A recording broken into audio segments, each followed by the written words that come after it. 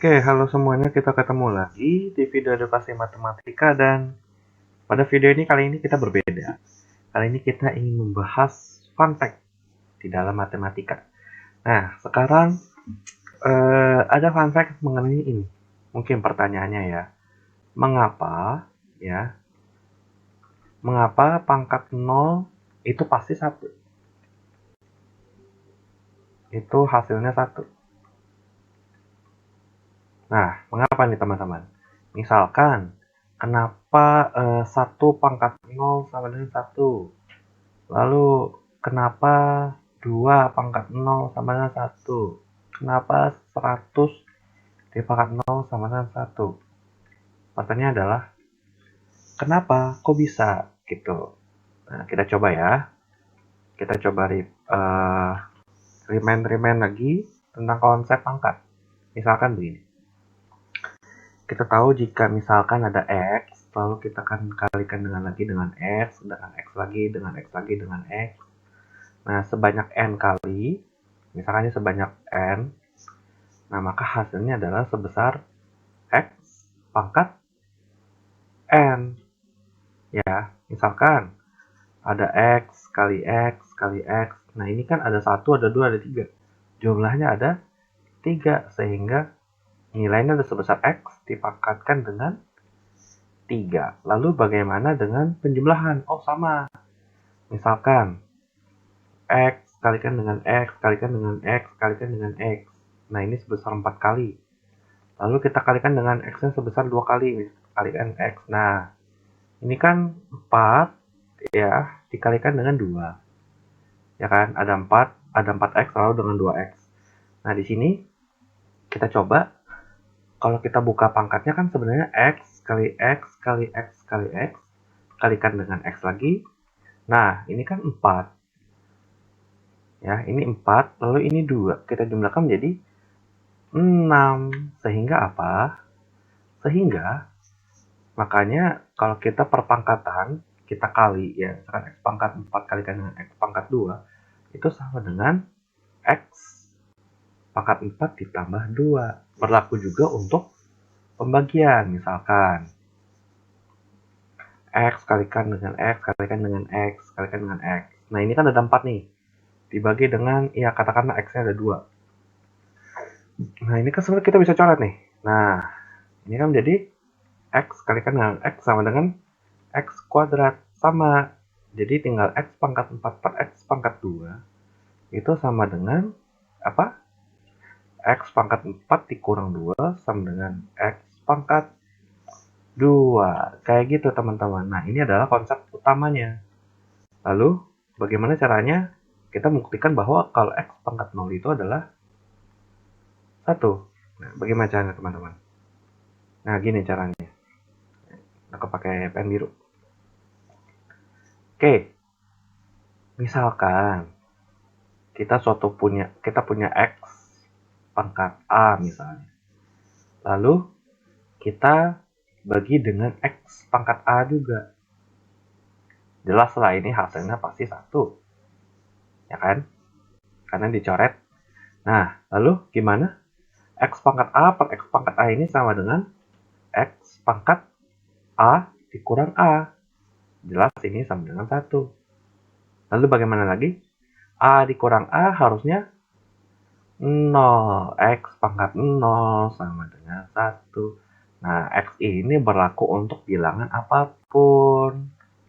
Ya berlaku untuk bilangan real. Bahkan untuk bilangan bulat, untuk suatu variabel apapun bisa.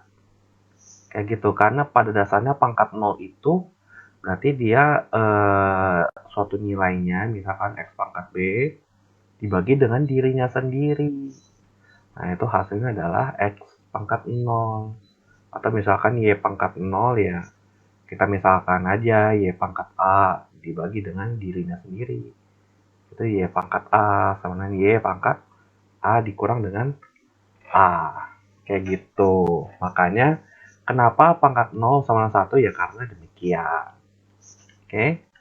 Nah, sekarang kita coba lagi. Ada lagi satu fun fact matematika. Nah, ini mungkin teman-teman gak bakal kepikiran pertanyaan ini ya. kenapa ya kalau aritmatika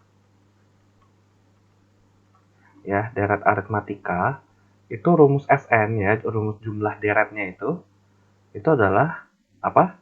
N per 2 A plus UN.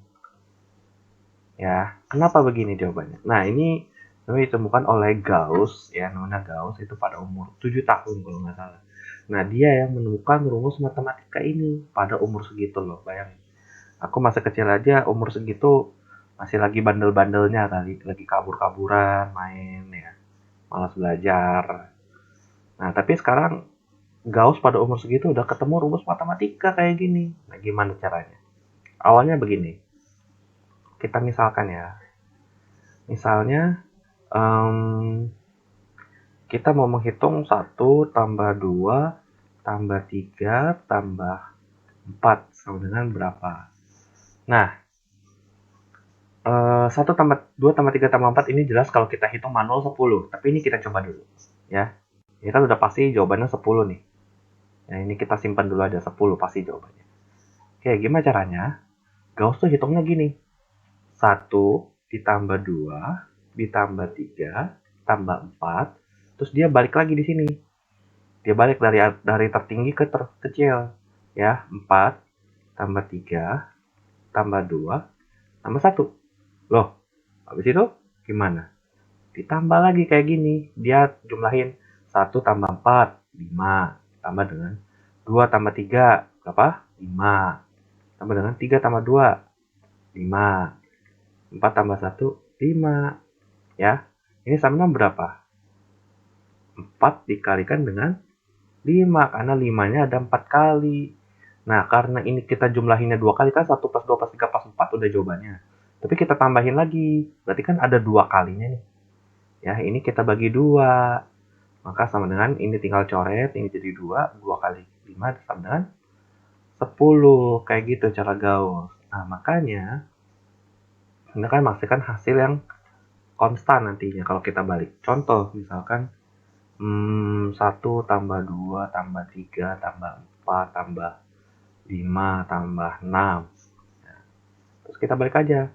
Ini 6 ya, tambah 5 tambah 4 tambah 3 tambah 2 tambah 1. Nah, ini dia pasti hasilnya sebesar 1 tambah 6, 7 tambah 7 tambah 7 tambah 7 tambah 7 tambah 7. Berapa? 6 dikalikan dengan berapa? 7. Ya. Dibagi dengan 2 sama dengan berapa ini? 3 kalikan 7, 21. Maka dari pola inilah kita bisa menghitung ya. Ini kan A nih, suku pertama A. Ini kan UN, suku terakhir ya, suku ke N. Maka apa? 1 tambah 6, 7 berarti kan ini kan A plus UN. Ya. Habis itu apa? A plus UN kan hasilnya 7 nih. Dikalikan dengan ada berapa? Banyak sukunya. Oh, ada 6 kali. Dikalikan dengan N. Berarti kan dikalikan dengan N. Nah, karena ini N-nya ada 6, makanya dikalikan 6. Dibagi dengan 2. Nah, ini adalah rumus SN-nya, teman-teman. Menarik banget ya. Kayak gitu. Nah, demikian matematika itu sebenarnya teman-teman bisa mengkombinasikan kekreatifan teman-teman untuk menyelesaikan persamaan matematika. Kayak gitu. Nah, sampai jumpa di video selanjutnya. Nantikan video pembelajaran selanjutnya. Bye-bye.